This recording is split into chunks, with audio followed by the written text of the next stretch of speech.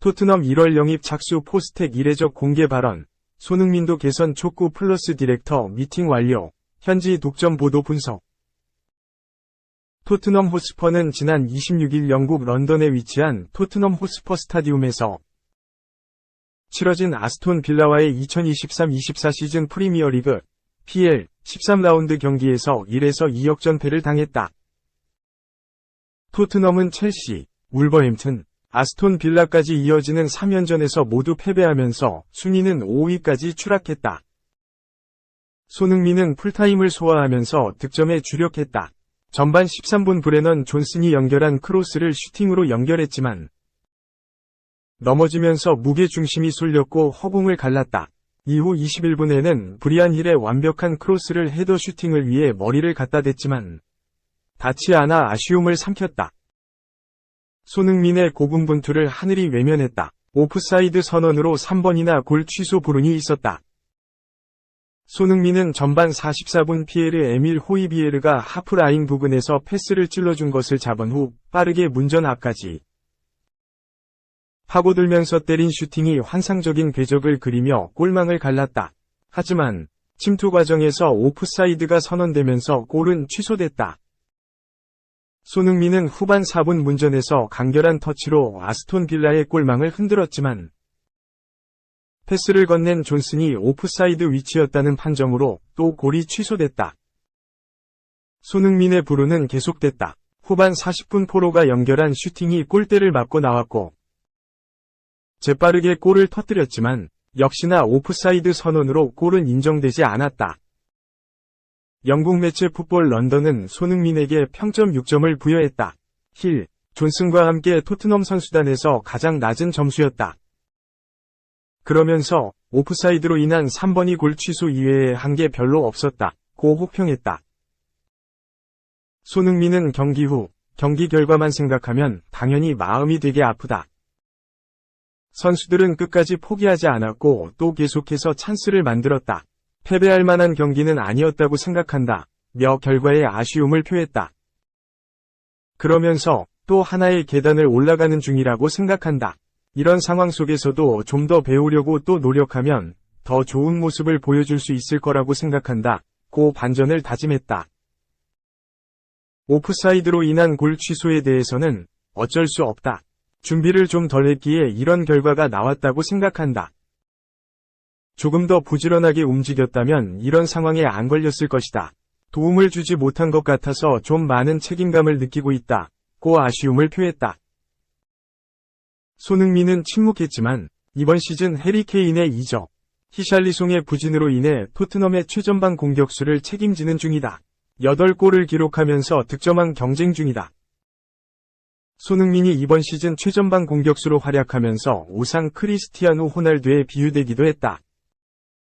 호날두는 측면 공격 자원이었지만 스트라이커로 포지션을 변경 후 계속 유지하는 중이다. 영국 스카이 스포츠는 손흥민은 양발로 마무리할 수 있는 능력을 가졌다. 측면에서 최전방 공격수로 포지션을 변경한 호날두와 비슷한 길을 걷는 중이다. 고 언급했다.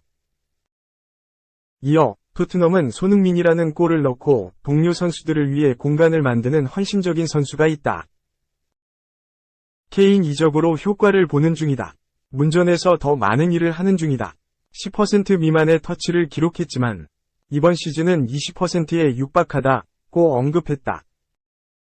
이어 손흥민은 포스테코글루 감독 체제에서 터뜨린 6골이 모두 문전에서 나왔다. 포지션 변화에 유용한 예시다. 고 덧붙였다. 포스테코글루 감독의 생각도 같았는데 손흥민은 호날두와 비슷하다. 윙어로 시작했다. 고 말했다. 이어 손흥민은 정말 좋은 골잡이다. 움직임이 뛰어나다고 항상 느끼는 중이다. 측면보다 최전방 공격수 소화는 좀 복잡한데 소화할 수 있을 만큼 영리하다. 고 극찬했다. 손흥민이 본격적으로 최전방 공격수 포지션을 소화하면서 더 보완해야 할 점이 있다는 의견이 나왔다. 토트넘 팬사이트 스퍼스웹은 손흥민은 양발 모두 뛰어난 골잡이다. 하지만 몇 가지를 보완하면 최전방 공격수 역할 수행이 향상될 수 있다.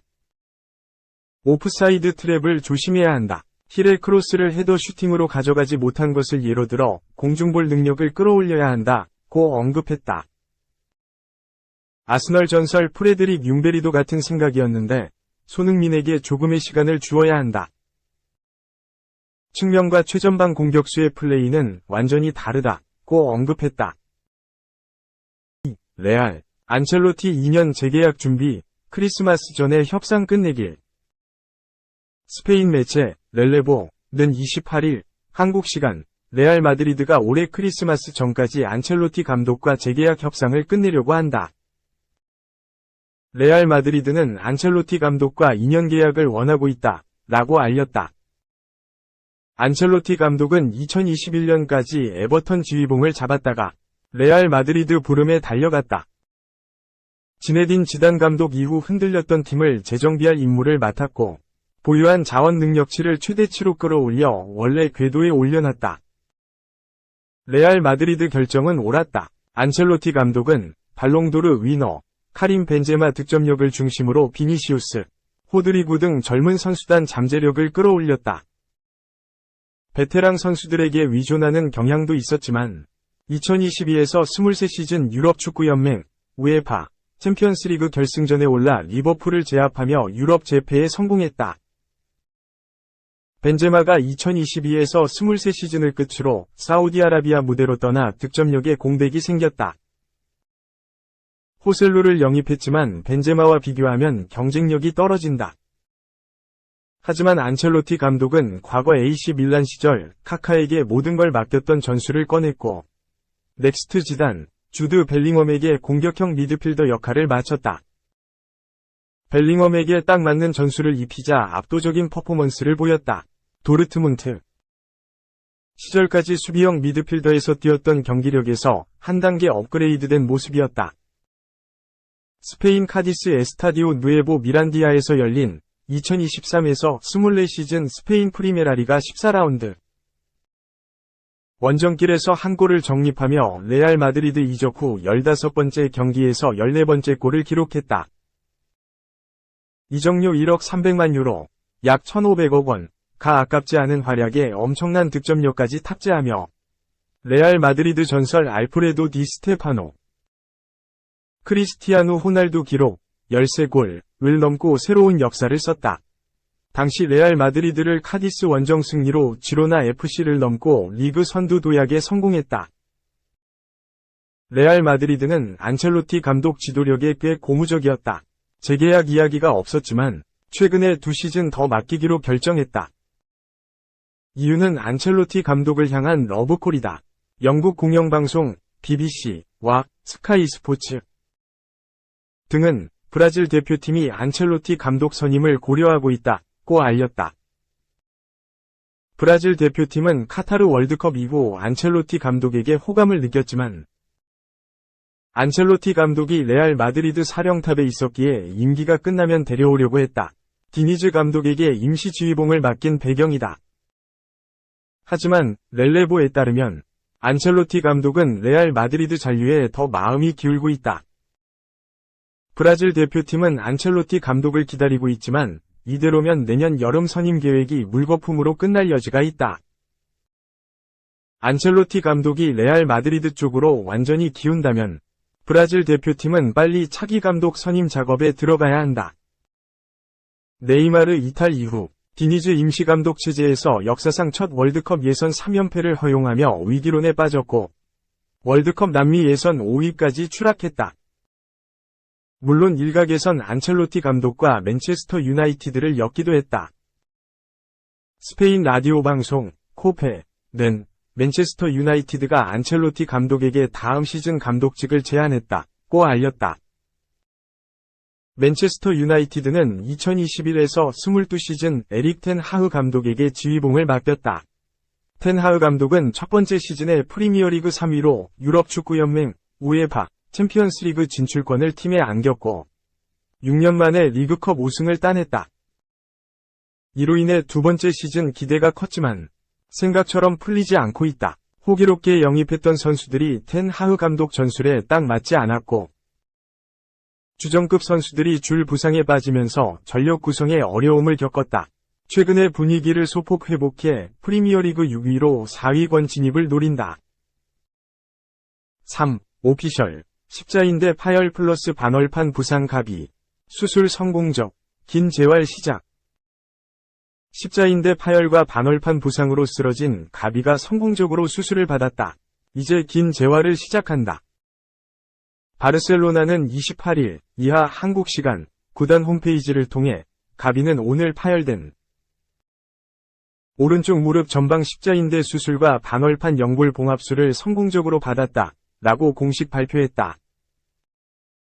가비는 지난 20일 스페인 바야돌리드에 위치한 에스타디오 호세 소리아에서 열린 유럽축구연맹 우에파 유로 2024 예선 A조 조별리그 10차전에서 조지아와 경기에서 선발 출전했지만 전반 19분 만에 부상으로 쓰러졌다. 스페인은 이번 경기에서 승리하면서 1위 자리를 지켰지만 마냥 기뻐할 수 없었다. 가비가 부상으로 이탈했기 때문. 전반 19분 페란 토레스의 패스를 받은 가비가 공을 지키는 과정에서 상대와 충돌했다. 가비는 고통을 호소했고 전반 23분 오이안 산세트와 교체됐다. 경기 후 정밀 검사 결과 십자인대 파열 진단을 받았다. 스페인 매체 아스는 1차 검사 결과는 가비의 십자인대 파열이 확인됐다. 가비는 최소 6개월 동안 경기에 나서지 못한다. 심한 경우에는 최대 8개월까지도 늘어날 수 있다. 라고 전했다. 가비는 명확한 검사를 위해 바르셀로나로 향했고 결국 가비는 전방 십자인대와 반월판 손상 진단을 받았다. 가비의 부상에 바르셀로나가 분노했다. 스페인 매체 문도 데포르티보는 바르셀로나는 가비의 조지아전 출전을 이해하지 못했다. 바르셀로나는 중요한 경기가 아님에도 가비를 무리해서 출전시켰다고 생각하고 있다. 라고 보도했다. 가비의 부상으로 스페인 대표팀과 바르셀로나 모두 초비상 사태다. 가비는 지난 2021에서 22시즌 프로 데뷔에 성공했고 데뷔 시즌부터 리그에서 34경기에 나오며 입지를 넓혀나갔다. 지난 시즌에도 가비는 바르셀로나의 핵심 미드필더였다. 중원에서 많은 활동량으로 큰 힘이 됐고 동료를 이용하는 영리한 플레이로 결정적인 기회를 여러 차례 만들었다. 그는 금세 바르셀로나의 핵심으로 자리 잡았고 지난 시즌 모든 대회에서 49경기를 소화했다. 바르셀로나 팬들은 가비를 바르셀로나의 미래로 기대하기도 했다. 가비는 이번 시즌도 좋은 활약을 꾸준히 보여주고 있다. 기복 없는 플레이로 중원에서 중추적인 역할을 맡았다. 프랭키 데 용이 부상으로 이탈하면서 가비의 어깨가 무거워지기도 했다. 그런 상황에서 바르셀로나는 가비를 잃게 됐다. 바르셀로나는 리그와 UCL 모두 집중하고 있다. 리그에선 승점 30점으로 지로나, 레알 마드리드에 이어 3위에 위치해 있다. UCL에선 4승 1패를 거두며 조 1위를 달리고 있다. 바르셀로나는 핵심 선수들의 부상으로 신음하고 있다.